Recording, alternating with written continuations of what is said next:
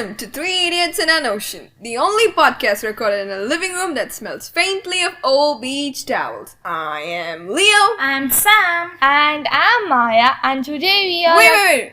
Before we start, I need everyone to look at their water bottles right now. Leo, if you are about to launch into another one of your microplastic doomsday lectures while I'm trying to enjoy my raspberry boba tea, I will throw this microphone at you. Speaking of doomsday, I need to book tickets for Avengers Doomsday. Oh, come on. Focus, Maya. Oh, come on, Maya. Let the man speak. Every time Leo gets weirdly obsessive about water, we learn something terrifying. Last week it was brain-eating amoebas. Today it's what? The deep sea?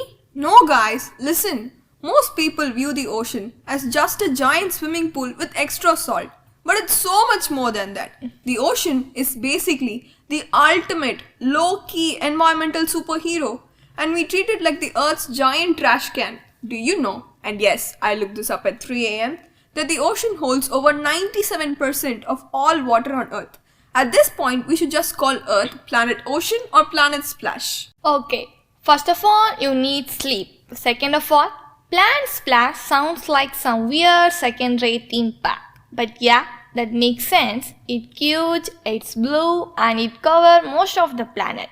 Groundbreaking geography, Leo. No, you're missing the magic. It's not just water. It's a giant climate-controlled sponge. Everyone talks about planting trees to stop global warming, which is fine. Hug a pine tree, whatever. But the ocean is the heavy lifter. Since the Industrial Revolution, the ocean has absorbed over 90% of the excess heat generated by greenhouse gases. Wait, hold on. 90%? Like 90? 90%. If the ocean didn't act like the Earth's personal cosmic air conditioner, land temperatures would already be high enough to literally bake us like frozen pizza. We'd be walking in oven mitts just to walk our dogs. Man, that is actually insane. I knew it absorbed carbon, but heat too? How is it not boiling? Is the ocean just a low-key giant part of soup right now? Don't say soup, Maya. Think of the crabs. They are being slow cooked. Relax, it's not soup yet, but it's working overtime. And when all that heat gets shuffled around, things get wild. Have you guys heard of El Nino? Isn't that just a fancy phrase Spanish weather reporters use when it rains a lot? Not quite. El Nino is basically when the ocean takes all that trapped tropical heat, sloshes it towards South America, and burps it into the atmosphere. Trade winds weaken, the surface ocean gets crazy warm, and it completely rewires the global weather. So, the ocean literally burps heat and changes the weather? Exactly. Suddenly you get massive droughts in Australia, torrential floods in South America, and heat waves everywhere else. It's like the ocean playing climate roulette with the whole planet. Great. So the ocean isn't just a sponge, it's a moody toddler throwing heat tantrums across the globe? Pretty much. And that brings me to carbon sequestration.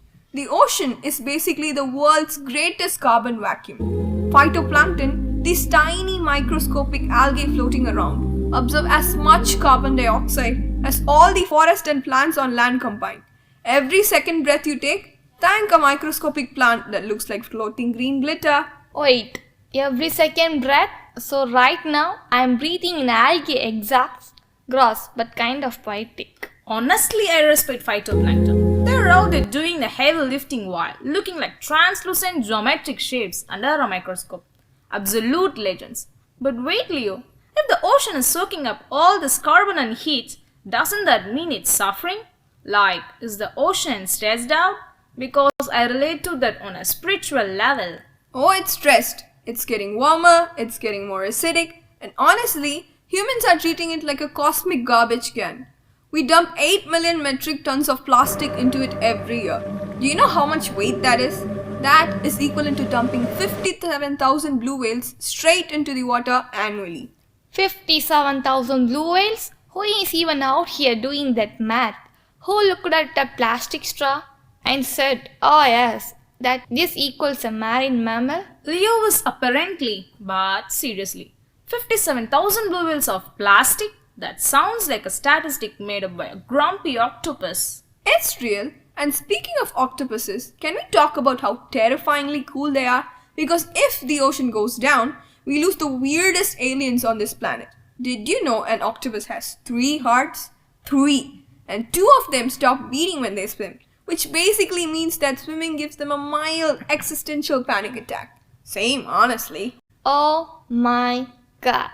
3 hearts and blue blood? Octopuses are basically walking biological sci-fi movies.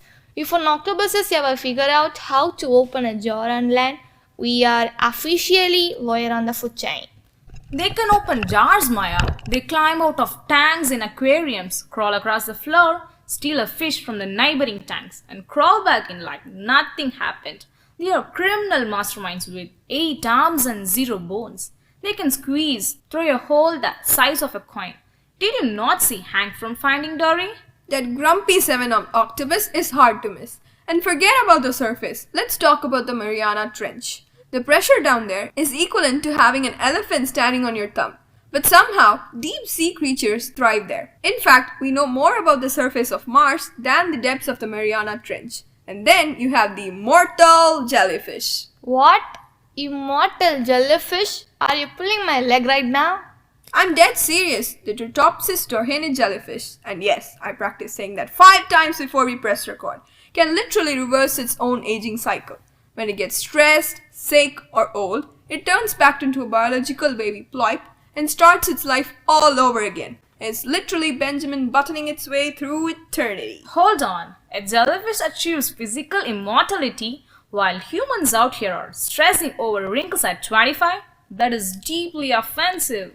Nature is honestly showing off at this point. 3-hearted panic attack octopuses and Benjamin Button jellyfish? The ocean is cheating at biology. And that's why we have to protect it. If the ocean decides to quit its job due to human burnout, we are cooked.